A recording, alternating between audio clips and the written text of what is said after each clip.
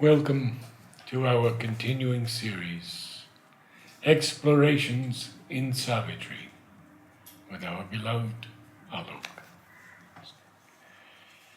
Well, today, Book 2, the Book of the Traveler of the Worlds, we begin the last canto, Canto 15, The Kingdoms of the Greater Knowledge. Actually, this canto and the first canto of Book 3,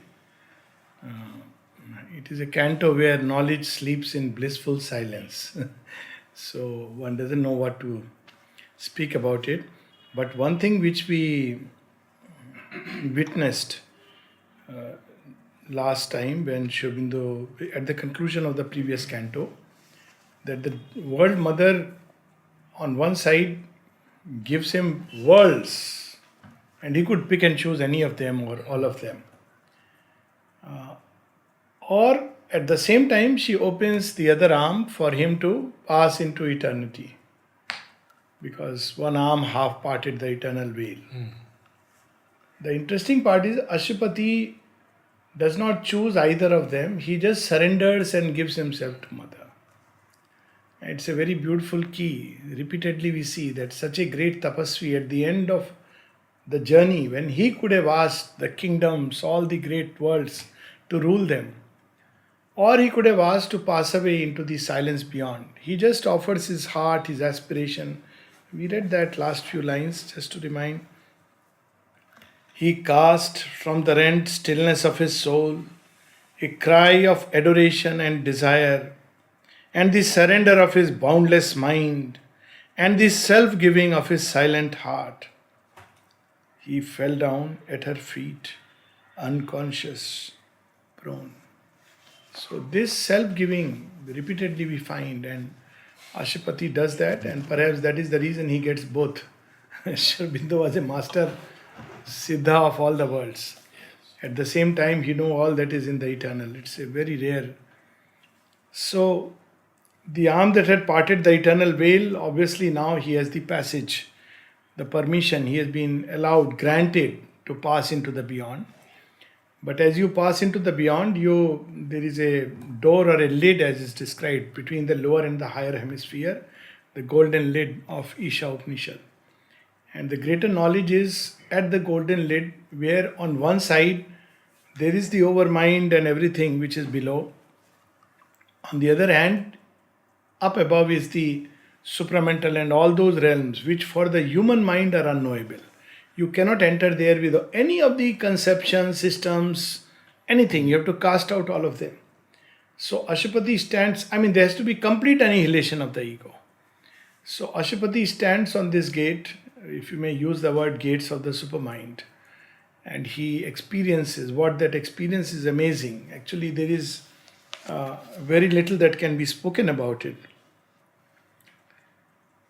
We start, after a measureless moment of the soul, again returning to these surface fields, out of the timeless depths where he had sunk, he heard once more the slow tread of the hours. So this moment, this experience is stamped for eternity. It is a measureless moment. It's not that how long was he face to face. A moment is enough. And I remember a very beautiful little interchange which Asmuk Bhai once told me. He said he was thinking of coming here, and he had only one day in hand, or maybe a few hours. And he spoke to Shaben, and he was saying that I'm thinking of coming, but I have just one day, so I'm wondering. So she said, even if you can come for a few hours and be at the Samadhi. Yes. This measureless moment of the soul also reminds me of a very beautiful little prayer of the Mother. A few minutes passed in silence before thee are worth centuries of felicity. So this is the measureless moment. You can't measure it in any way, quantitatively, qualitatively, either ways. Yes. So Ashupati has gone through that moment when he has come in contact with the Divine Mother. But these 4 lines also remind us that this does not transform the nature.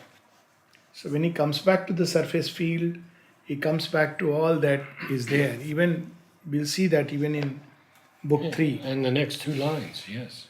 All once perceived and lived was far away.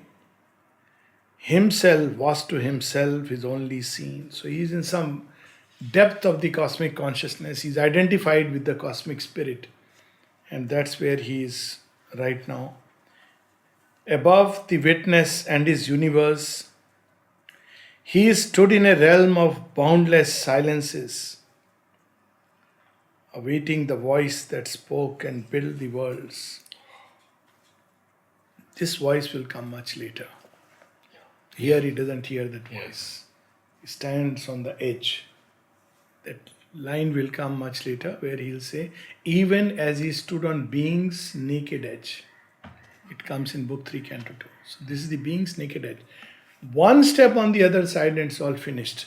Sri Ramakrishna would say that those who walk on that wall, if they were to tilt to the other side, haha kore gire pade, they just vanish. There's nothing, no coming back, no nothing, no report.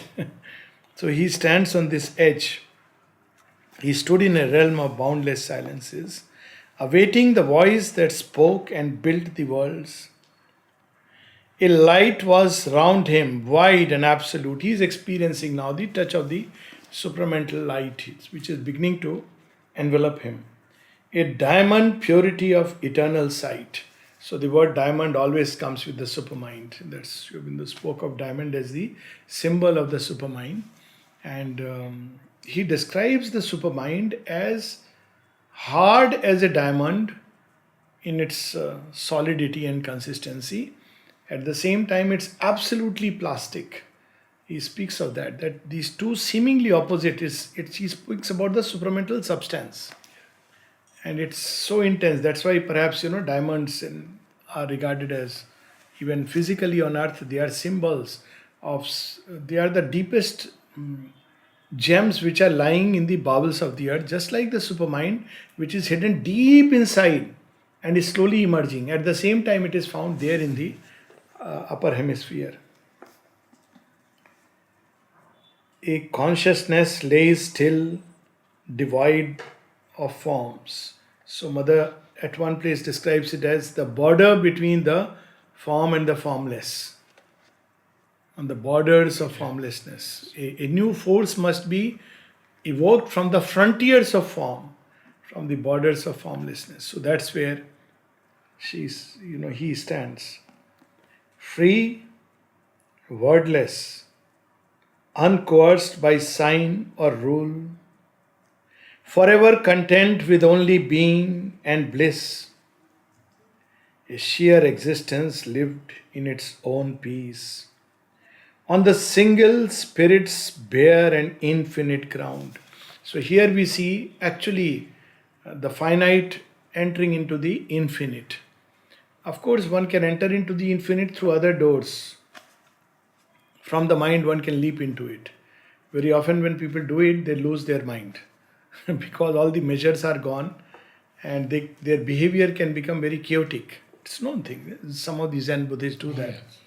But Sri Aurobindo is not taking that road. He is not leaping into the glad divine abyss. He is taking the road of ascension so that the nature becomes more and more purified and ready. When he is suddenly in the blaze of the infinite consciousness, it doesn't just shatter. So this is where we see that he is entering into the infinite from another vantage point. Out of this sphere of mind he had arisen. He had left the reign of nature's hues and shades. He dwelt in his self's colorless purity. This is important, this ascension, because sometimes you hear people say logical mind. The upper hemisphere contains supermind, Sat, Chit, Ananda, or if you want to put it that way, Ananda, Chit and Sat. And there have been yogis who have experienced Satchidanand. So what's the big deal about supermind? You can experience Satchidanand at any level. Mother explains, Satchidanand is like gaps in the ladder. So one can leap even from the physical body into Sachidanand. One can leap from the vital into Sachidanand. One can leap from any of the levels of the mind that we have read into Sachidanand. But that misses the key. So if you leap from there, you have a sharp antagonism between the experience of Sachidanand and the nature as we experience it here. So the measures fall and fail and one enters into a chaotic state because it doesn't matter, you have discovered the one. But it's only when you go through the supermind then that you find the key between the one, Satchidanand, and all the realms which are below. So that's why we see this ascension is important. Otherwise, if it was just about experiencing Satchidanand, Sri Aurobindo could have, he had experienced it. Even working in full consciousness of the Satchidanand. There is a letter like that. So that's why this ascension is so important. And of course, the subsequent descent. It was a plane of undetermined spirit. It is that plane where all the possibilities are there and the spirit could take any of them. Sri Aurobindo describes this beautifully in evening talks. So he says it's a plane where there are numerous possibilities but nothing has been fixed. The moment it fixes, that's when the imperative supermind comes in. And then we see that it follows a certain line. So it's a plane of undetermined spirit. There are countless, infinite possibilities. Like the 1,000-petal lotus and any of the line of advance it could take. That could be a zero or round sum of things, a state in which all ceased and all began. And when Sri Aurobindo speaks of his will for different aspects, like India and Pakistan will become one, and so on and so forth, and the new humanity, he speaks from that poise. Meaning thereby, by identifying with that state, he has actually taken one line, given it a, if you may use the word push, in a certain direction. So it is going to be like that. Nothing can stop it because that's where actually the spirit decides and chooses. The moment it makes a choice, then the rest follows inevitably. It doesn't matter how many years, centuries, decades or millennium it takes. But that is something which is decided.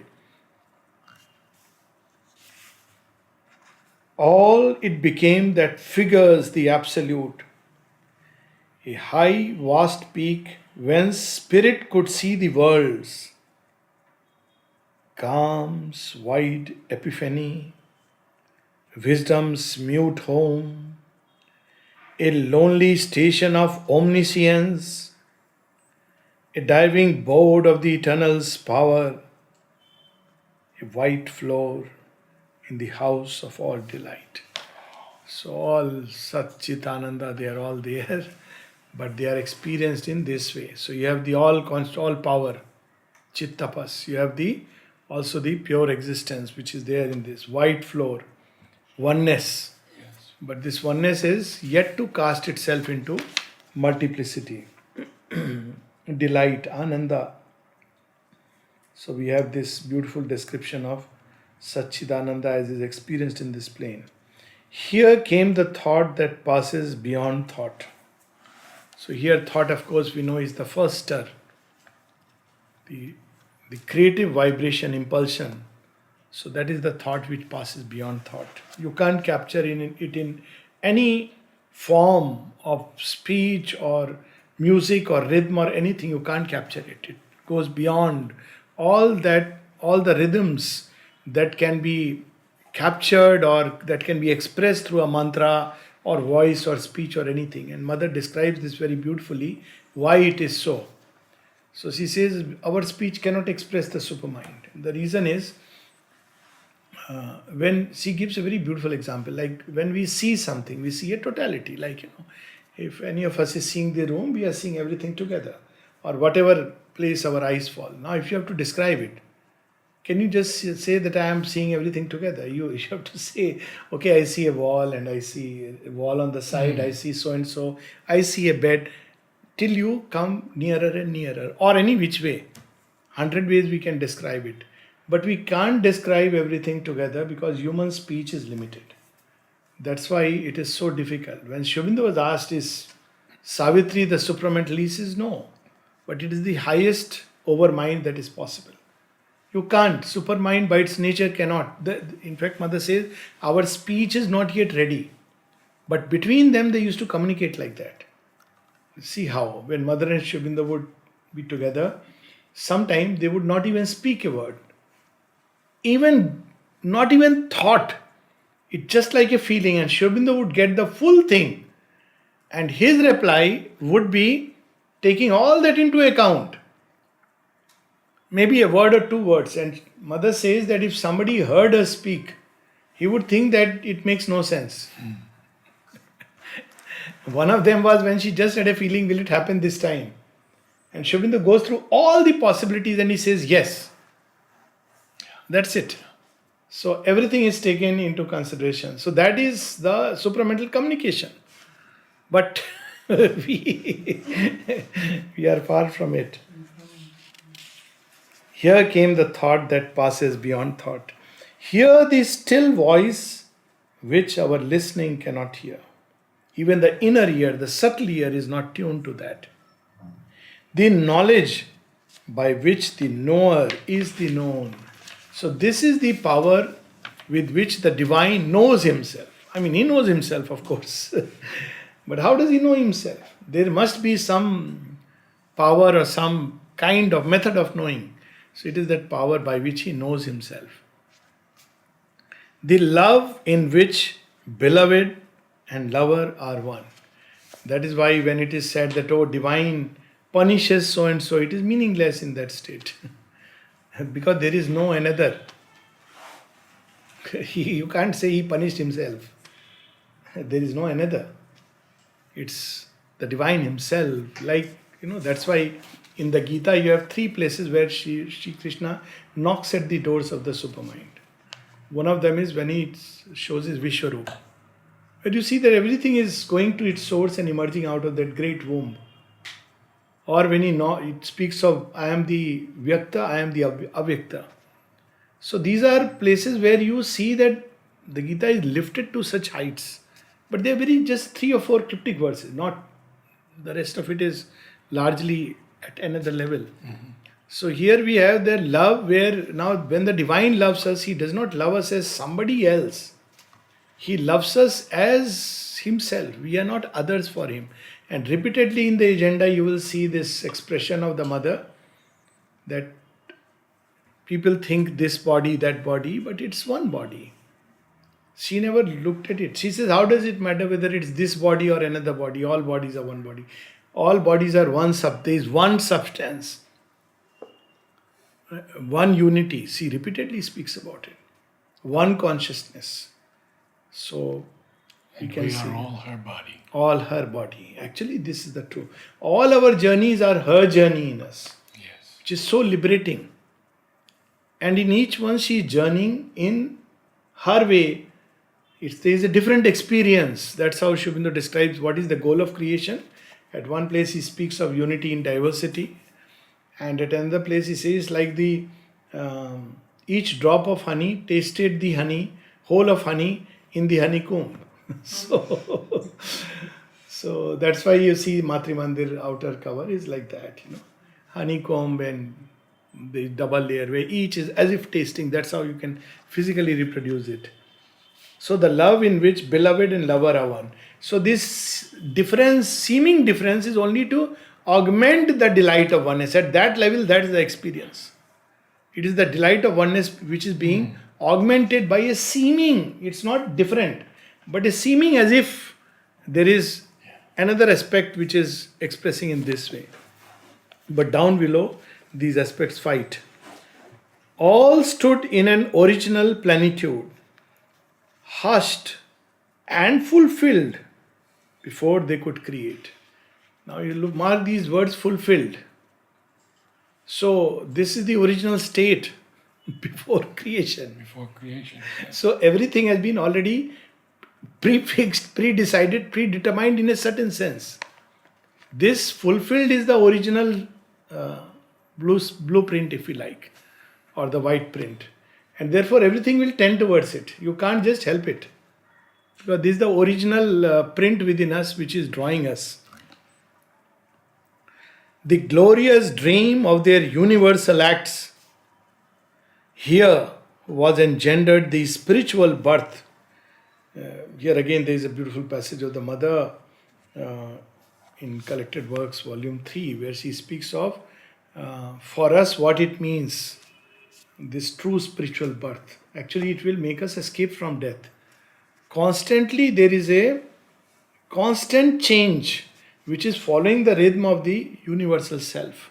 So, every moment, these are words, we are using word moment like that, where time tends to stop. But every moment, the whole universe is being recreated, right down to the physical, but it's not able to follow that rhythm. The moment it follows that rhythm, that's what she used the word deathless state.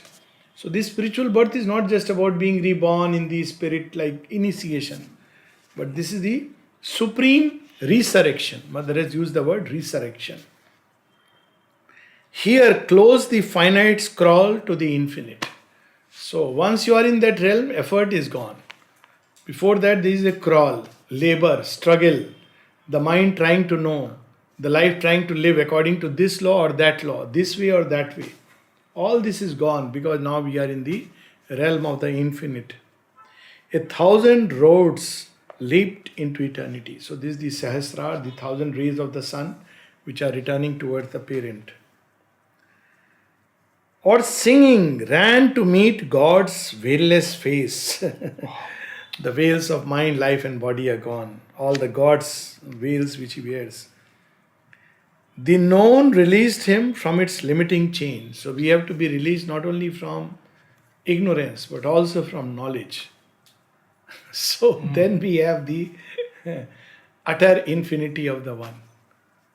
Then knowledge and ignorance both become close cousins who fulfill the work. He knocked at the doors of the unknowable.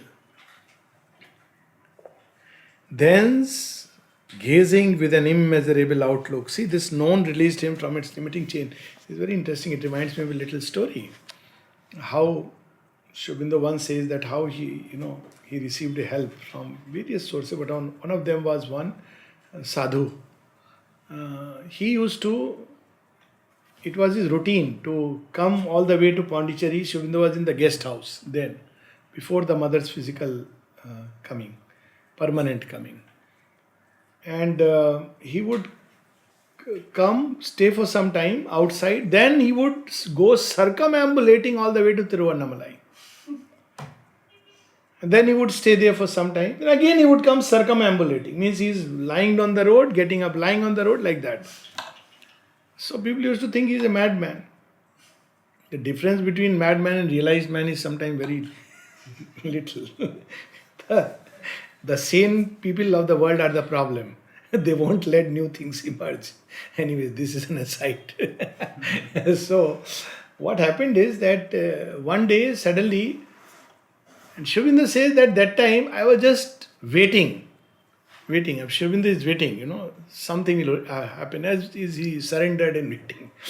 So this man suddenly came inside and started running up the stairs to the place where Sri Aurobindo is sitting. Before anybody could stop him, he reaches all the way, and Sri Aurobindo's cup of tea was on the table and some disciples sitting in front of him. He picked the cup, put it like this and ran away before the disciples would beat him. This is my addition in brackets. So Sri Aurobindo smiled. It was the Divine Mother's way of giving him a sign. Empty it completely. And Mother experienced that when she comes to Sri Aurobindo, where she has built a very vast system based on her realizations. Can we imagine what her realizations were? And she sits at Sri Aurobindo's feet and she says, while her husband kept on discussing, she said, I had no interest in this. And she's sitting at his feet and slowly all that construction goes away. He was emptying my mind. Yes. And next day she writes a prayer. Without even her asking. Yes, without even her asking. She says, I am like a newborn child. The Divine Mother becomes a child. So, that's the state you have to go through. Thence, gazing with an immeasurable outlook, one with self's inlook into its own pure vast. There is no outlook that way. You are looking within, like if we have to pay our attention to some part of the body where there is a pain, how do we pay attention? We don't say there is the pain. We may point out, but how do we know? Because within us we know there is the pain. So this in-look, which is an outlook. So the outlook, because the whole creation is within you, cosmic consciousness. He saw the splendor of the spirit's realms, the greatness and wonder of its boundless works, the power and passion leaping from its calm, the rapture of its movement and its rest, and its fire sweet miracle of transcendent life. So he is able to see the splendors, and he experiences as if this is actually within him. He looks within and discovers that what else is there which is going to come. The million pointing undivided grasp of its vision of one same stupendous all. This is holy. The one stupendous all. He becomes many, plays with many colors. Even in mud and mire, people are very worried, no? Holy day they are put into the kitchen, mud. There also you may be smeared with the worst things, yet it is Krishna. So this is the symbol of the one playing with the all. It is not a recommended thing. It just as a symbol it is fine. Not to be actually done, because that is a distortion of a deep truth. We should get the truth and cast out the husk. So now we only hold the husk and forget the truth. So this is what he is experiencing there. Its inexhaustible acts in a timeless time. Now the only way you can explain it, describe it, is through paradoxes. A space that is its own infinity. How can space be? It's the meeting of the finite and the infinite. Meeting of the time and the timeless. So that's the border. That's why it is being described like that. A glorious multiple of one radiant self. It is one self, but it's become many. Answering to joy with joy, to love with love. All there were moving mansions of God bliss. This is what he wants to create upon earth. This will be the fulfillment of earthly life. When Mother was asked this question, that when people are not nice to us, when they, hate us, so we should love them, isn't it right? Buddha has said so. It's in Dhammapada. Mother says, yes, but before that at least learn to return love with love. Hate with love is much later. People don't even do that. So she says so beautifully. So, but in this world there is no other response. Sri Aurobindo speaks of the supramental love. He tells to Dilip, you think that supermind is all austere and blank like the way you understand? There is an intensity of supramental love which human love cannot even imagine. There is a supramental ananda. That bliss and that love. But of course you have to come out of this. It's not possible. The two cannot be together. So otherwise there will be an explosion. Eternal and unique, they lived the one. Their forces are great outbursts of God's truth, not separate in themselves. Each force knows itself. That oneness is always there behind. It's not forgotten. And objects are its pure spiritual shapes. Spirit no more is hid from its own view. All sentience is a sea of happiness, and all creation is an act of light. So this was asked to Sri Aurobindo that will evolution stop with the supermind? He says no, evolution will never stop because it's an unending perfection. So what will be the difference? He says big difference. Right now it is from ignorance to knowledge, from darkness to light, from bondage to freedom. Then it will be from light to greater light, from freedom to greater freedom. From one shore of infinity to another shore of infinity. From freedom to greater freedom, from joy to greater joy. It's there. He says that's how evolution will be. No more from like now the struggle, pain, all this will be gone. But divine is infinite, so the expression of divine will be infinite. Out of the neutral silence of his soul, he passed to its fields of puissance and of calm, and saw the powers that stand above the world, traverse the realms of the supreme idea, and sought the summit of created things and the almighty source of cosmic change. All this he beholds in a single sweep of vision. There knowledge called him to her mystic peaks, where thought is held in a vast internal sense. This internal sense is very interesting. It reminds me of creative artists, at least those who write. They speak of a phase of brooding. So if you ask them that what are you going to write, they say, I don't know what I'm going to write. So still, I'm just brooding on the idea. What is the idea? Maybe idea of love, maybe idea of freedom. It could be any idea. This idea, they go through a phase of gestation. When they're just brooding on the idea, it's a meditation actually. Then one day it bursts forth in the form of a series of thoughts and book or essay or poem, it doesn't matter what. At another point, the same idea will express itself in a very different way, with holding the same truth. So that's how this is, where it broods upon itself before it bursts forth, where thought is held in a vast internal sense. And feeling swims across a sea of peace, no more turbulence, and vision climbs beyond the reach of time, an equal of the first creator seers. So we have this, of course, from the Indian mythology. We have the 7 seers who each of them is consulted by the creator for something or the other, like somebody for the movement of the stars and fiat of destiny, another for the something else. So they are the 7 seers.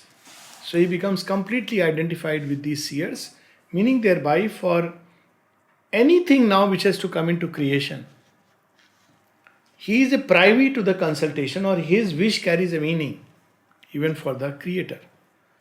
It's like, of course, wish is a way of saying what he wills is like accepted by the creator as part of the scroll. That's why when Sri Aurobindo says, up till now there has never been a single wish of mine which has not been fulfilled. This is the meaning, because it is bound to, he becomes first of the creator seers, an equal of the first creator seers, accompanied by an all-revealing light. Just to, in Indian thought, that's what is known as the Gotra. Very often, you'll see this word coming. Now, nobody uses it, but Gotra. What is the Gotra? Gotra is the original Rishi with whom we are identified. So that lineage takes up the work which that original Rishi has taken, and everybody, tries to fulfill it, takes it to its utmost culmination. Of course, the real meaning got lost. That's a different story. Accompanied by an all-revealing light, he moved through regions of transcendent truth, inward, immense, innumerably one. So that's why there you have the key to synthesis and harmony. So there you don't have opposition between, let's say, democracy and dictatorship. You see that both hold within themselves a subtle truth. And in the divine, both are reconciled. So there is nobody who gives more freedom than the divine. But it's equally true that he always holds the last shot. So in a way, ultimately it will be what he has willed.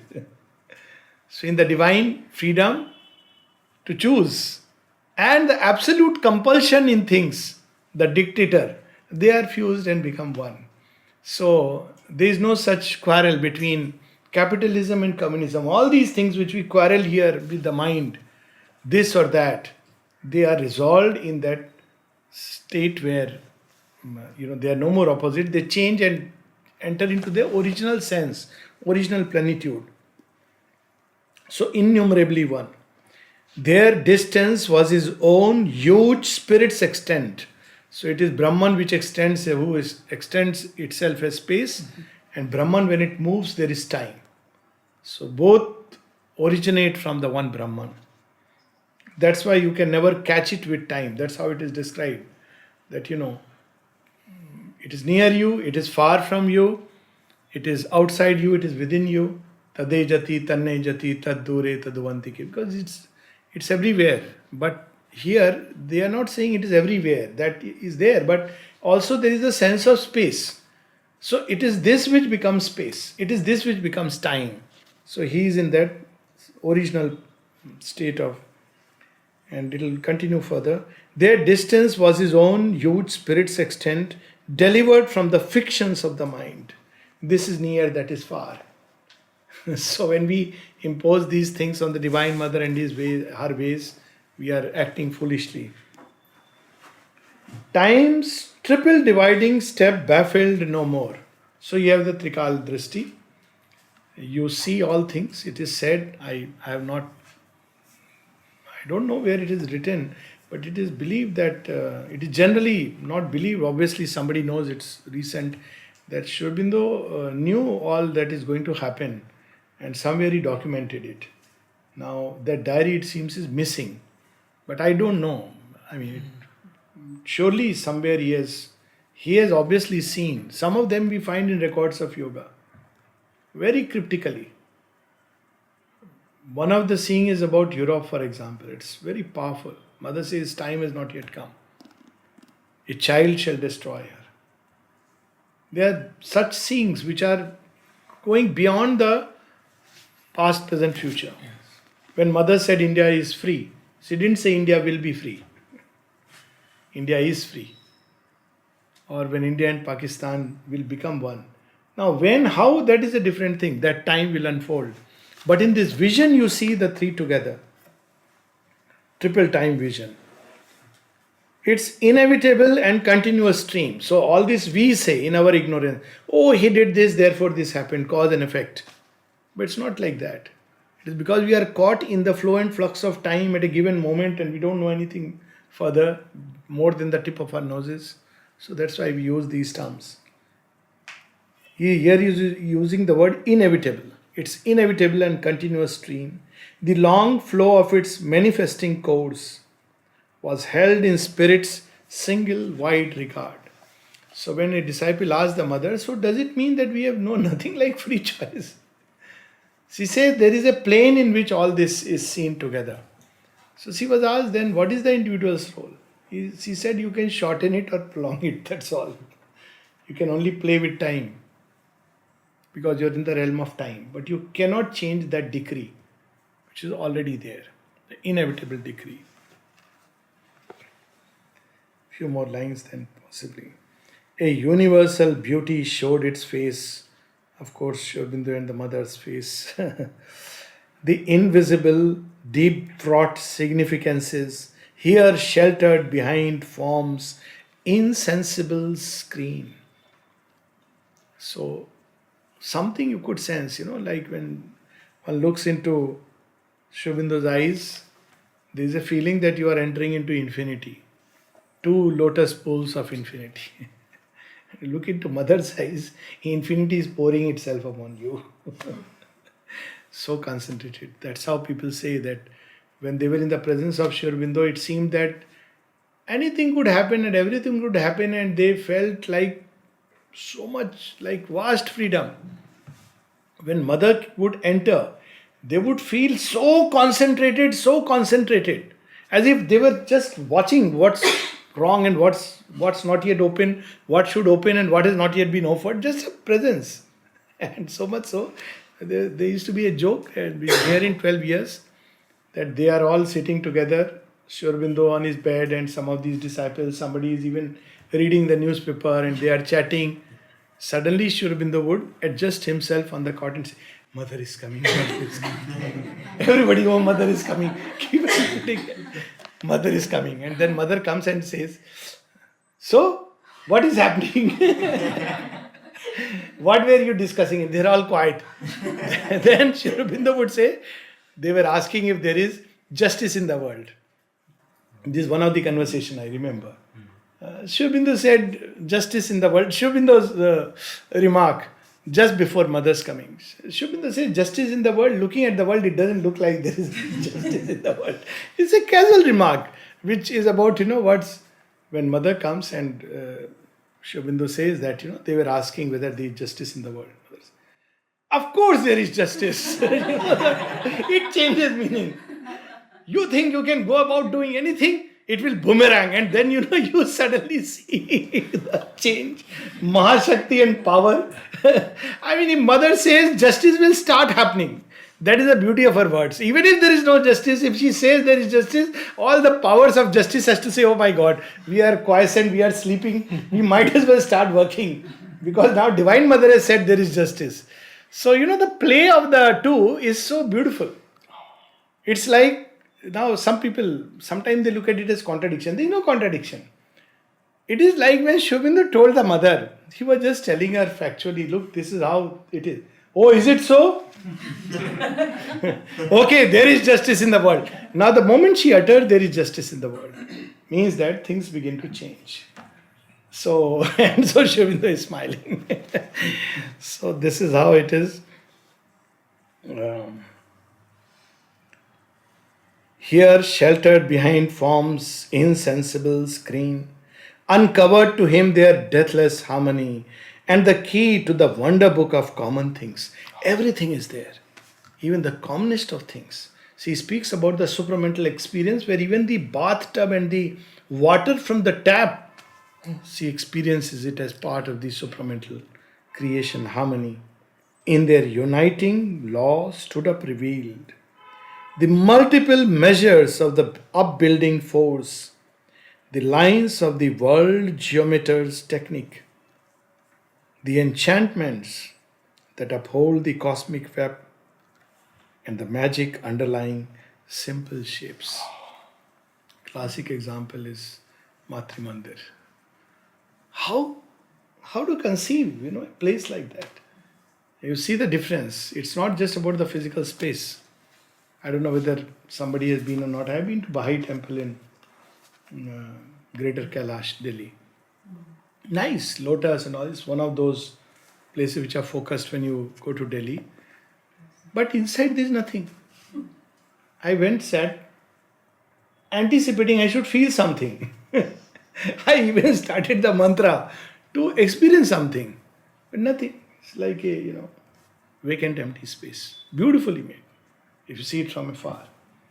But Matri Mandir, the moment you come near and when you enter, it's a powerful, almost everybody I have met, say, their silence speaks. We never knew silence could be so concentrated. So that's the beauty of that, space. So this is the world geometer's technique. Why?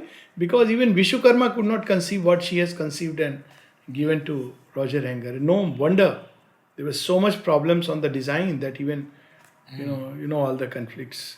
I'm very happy to say that I've conducted a number of interviews with B. And B is one of the primary workers of the Matri Mandir. He discusses the building of the ramps. He discusses the glass and the gold that are on the outside of the Matri Mandir. And he brings to life all of their work over 40 years. There'll be a number of interviews with him. Wow. So we can stop with just these 3 lines because they are fitting in. On peaks where silence listens with still heart to the rhythmic meters of the rolling worlds, he served the sessions of the triple fire. So this triple fire, the different people I'm sure would hold different views about it. My simple take is going by the Kathopanishad and consistency of thought. The triple fire is the physical, vital and the mental fires. All the creation that is going on, from there you can govern, you can grant whatever you want to grant. I mean, you are the Hota, you are the leader of the march of the sacrifice happening in all the 3 worlds. So we'll stop here. Silence and the rim of 2 continents. And continue next week.